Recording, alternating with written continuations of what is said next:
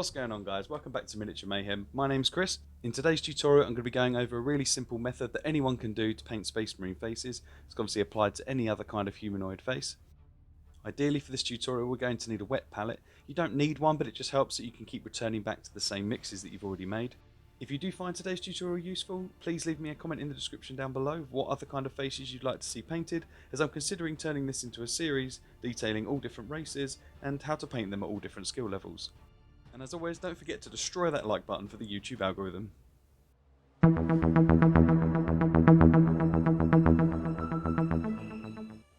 First thing I like to do when I paint any face is to spray paint it black and then airbrush it from above with white. Base coating like this, as I'm sure you're aware, is called Zenithal highlighting.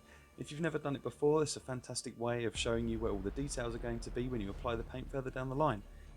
If you are new to painting, it can be a great idea to take a picture of this stage so that you can refer back to it later and see where your highlights and shadows should be.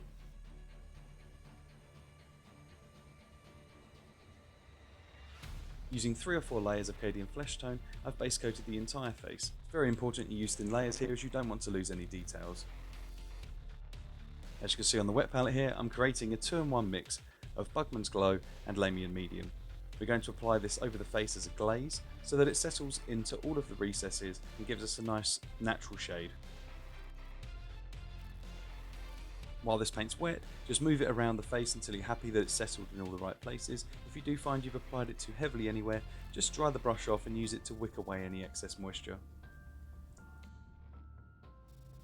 Now, adding a small drop of Mornfang Brown into the mix we just used to create a glaze, we're going to apply a second glaze, this time focusing on the centre of the face and around the deeper areas like the eyes and the sides of the nose. As you can see now, we've already got some really nice natural shading. And now, switching back to our base paint that we used as our original mid-tone, just work your way around the face and tidy up anywhere that it looks a little bit messy from the glazes.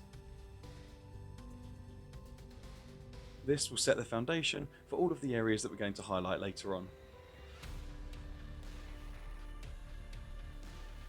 To create our first highlight, we're going to take Kislev flesh and a little bit of Lamian medium and mix that into our base layer of Caucasian flesh tone. Using this highlight, we're now going to start picking out all of the prominent features: the nose, the cheeks, the scars, the top of the lips, anything that you think would catch the light.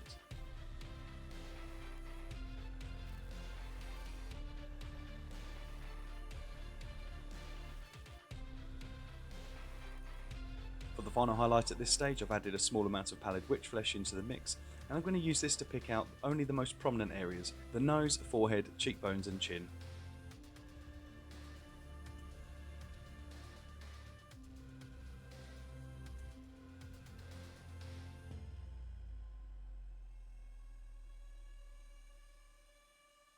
And now, to start adding some colour into the face, I've taken a small amount of Mephiston red and a small amount of Cantor blue.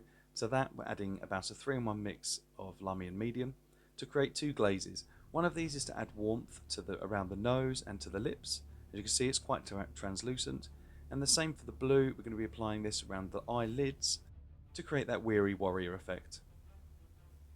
Take your time here, you don't need very much, just apply a really small amount into those specific areas.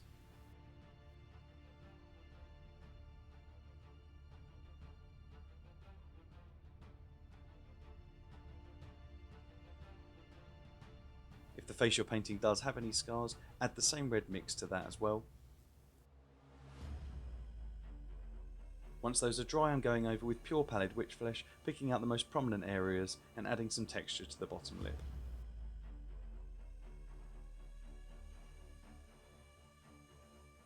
With a few simple techniques, this face is really starting to come together now. I'm going to be using Corvus Black to black out the eyes. Try and turn the face sideways so that you can access the eyeball without touching the nose. If you find that your paint dries before you can get in position to paint the eyes, try dragging the brush slightly down the back of your thumb, as this will wick the moisture back to the tip of the brush, ready to apply it into the eyeball. For this method of painting eyes, we want 2 slightly larger dots on the outside of the eyes and then 2 small dots on the inside of the eyes. It's really helpful here if you do have a wet palette, as if you do make a mistake, you've still got all of the layers that you've used so far sitting there ready to fix it. While you've got the white there, just go through and spot out some of the teeth. Well, what can I say? We all make mistakes. I'm just going through and fixing those using the paints I had on my wet palette.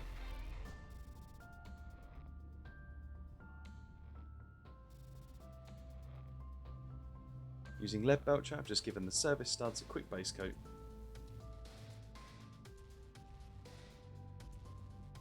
For the hair, we're giving it an all-over base coat of Corvus Black.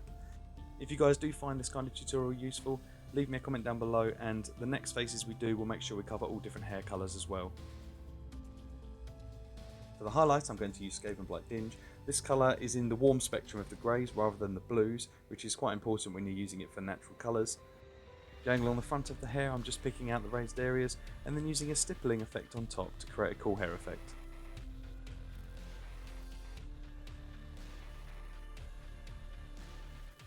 For a final highlight on the hair, again inside the warm spectrum, I'm just going to use Dawnstone and pick out the most prominent raised areas of the hair.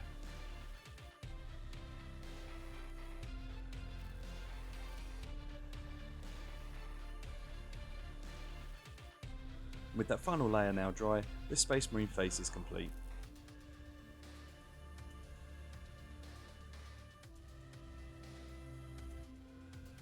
That's all for today. I hope you guys found this tutorial useful. If you did, please smash that like button down below. If you haven't already subscribed for more content, and click that bell notification so you never miss an upload. As always, thanks for watching and catch you in the next one.